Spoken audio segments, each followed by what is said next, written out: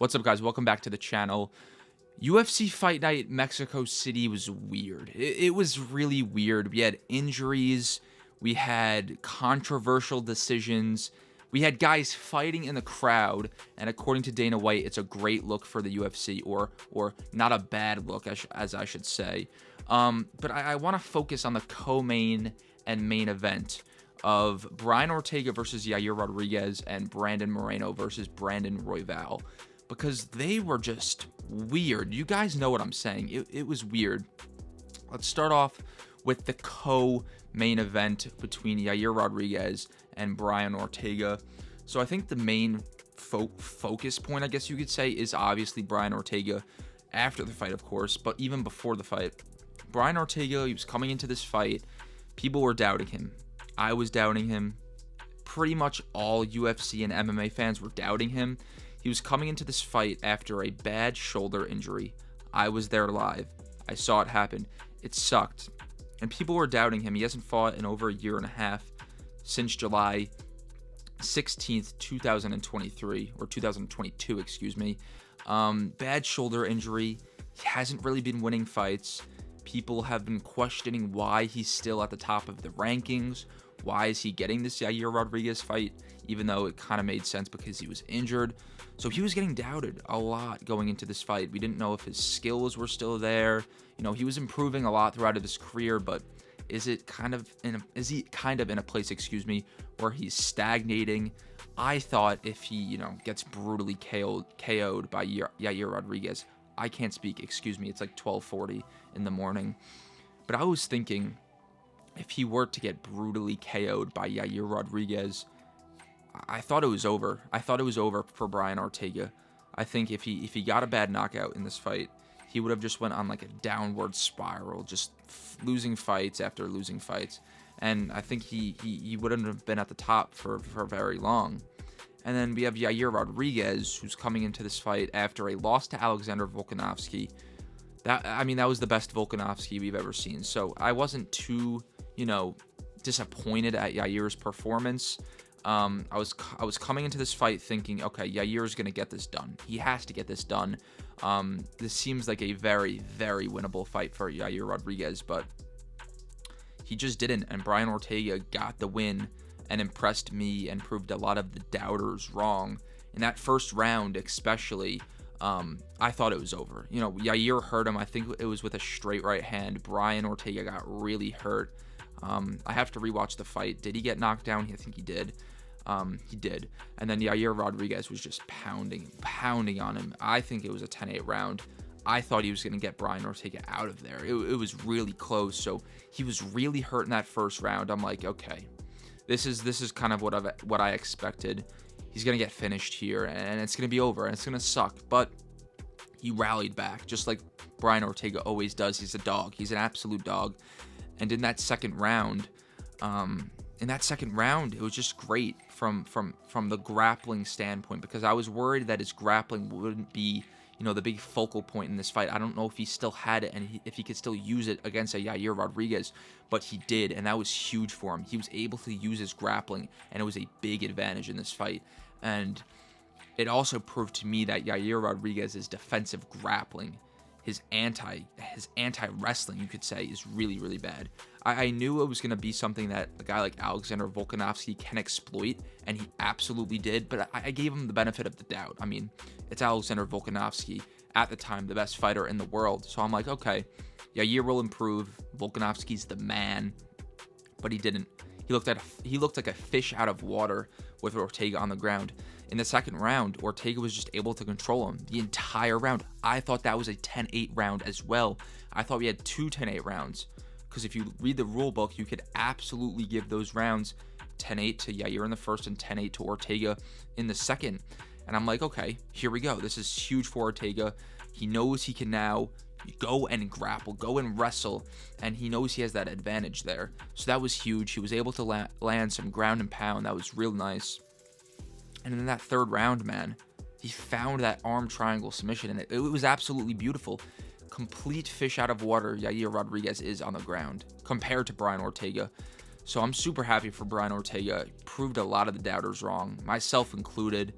beautiful arm triangle submission, man. He had all the leverage. It was so tight, and it was over. Yair was never going to escape out of that. So overall, solid performance from Brian Ortega. Really happy for him. He deserves it. You know, he hasn't been fighting all too much. I think he has now included 5 fights since 2018. So I'm real happy for him. You know, he talked about how he was in a rough spot for a really long time. So it's really nice to see him back in that win column against a high-level, big contender like Yair Rodriguez. So I'm super happy for him. Who does he fight next? Does he get that title shot against an Ilia Topuria? Or does he fight in a #1 contenders match with a guy like Movsar Evloev? I feel like that would be the better option, you know, a fight with Movsar, because I don't think Ortega has done enough to warrant a title shot so soon, because he barely fought since 2018. He's just coming off of 1 win. So I feel like he needs another big win. Take that undefeated number from a Movsar Evloev, and then you go and fight Ilia Topuria in Spain. Then you have that mega fight, and then you leave it all out there. And then for Yair Rodriguez, I don't really know. He's got to show improvement, because we know he's a fish out of water on the ground in terms of his anti-wrestling. So, I mean, who does he fight next? A Giga Chikadze, maybe? I'm not too sure. An Arnold Allen, that could be an interesting fight. I feel like Arnold Allen could be tough for Yair. That's a great fight. I'd really love to see that. I just thought of that off the top of my head. I feel like that would be a really, really fun fight. So overall, it was just weird. It was a weird fight. I didn't expect Ortega to win. He got there and got the job done. Really impressed for Ortega. Happy for him. Yeah. Let's move on to the main event between Brandon Moreno and Brandon Royval. This fight card is weird, man. Who would have expected Brandon Royval and Brian Ortega to win? Super weird. And it was just such a weird fight, the main event, because Brandon Royval won, and it was a super close fight. I would have to rewatch to see who actually won, in my opinion, but I thought Moreno won, but I feel like Royval probably won. I need to rewatch it. But it was so weird, because Brandon Royval really didn't land anything. He was he was throwing these combinations, throwing these 4 or 5 punch combinations, but it was landing at the shoulder. Moreno was blocking it. He didn't land anything clean. But at the same time, he was outworking Moreno and seemed like he had the much better gas tank than a guy like Brandon Moreno.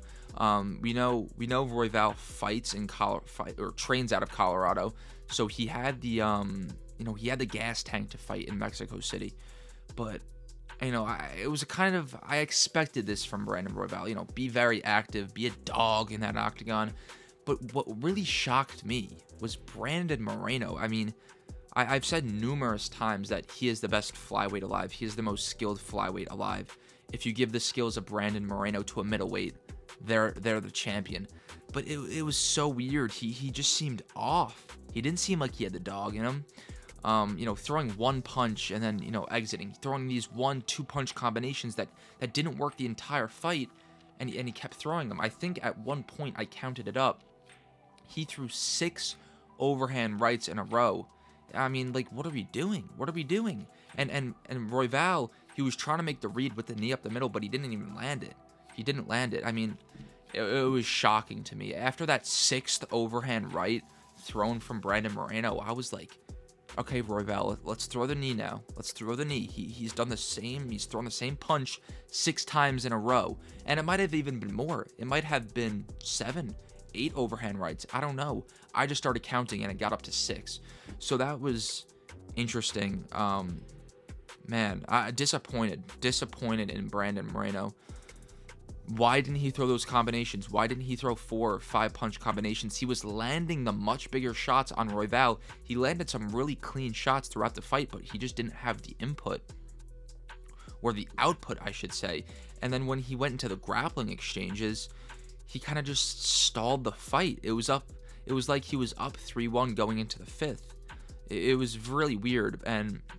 And the leg kicks, he didn't really use enough, I thought. I mean, he threw a lot of them, but not enough, because he was chopping the leg of Brandon Royval, but he didn't throw the kicks enough. I would like to see him throw a few punches, then finish the combination with the low leg kick, because that was working, but he seemed to not do it enough.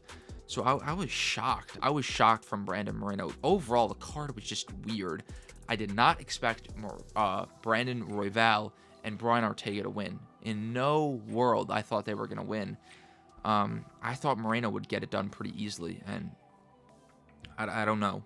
I don't know. Where does the flyweight division go from here?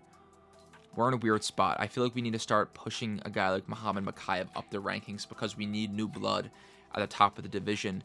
Do you give Amir Albazi that title shot? Do you give him that title shot without a number one contenders fight? Do you do Royval versus Amir Albazi? Do you run that to see who fights for the title? Do you fast track Muhammad Mokaev to a title shot because we need new guys up there? Where does, a Manel Kape come into play? There's a lot of questions that need to be answered. I think Royval should fight Amir Albazi. I think that's a good fight. I want Manel Kape to fight for the title. I want to see him fight Pantoja. I need to see that again, because I think Manel Kape could absolutely win that fight. And I think I would pick Manel Kape to beat an Alessandro Pantoja.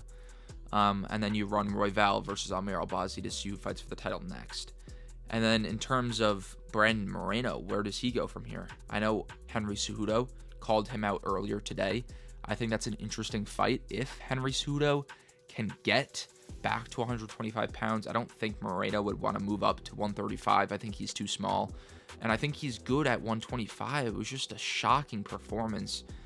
I was really confused. Really confused. Overall, it was just a fucking weird card. It was a weird card. And that's going to be the title of the video. UFC Fight Night Mexico City was weird. Yeah.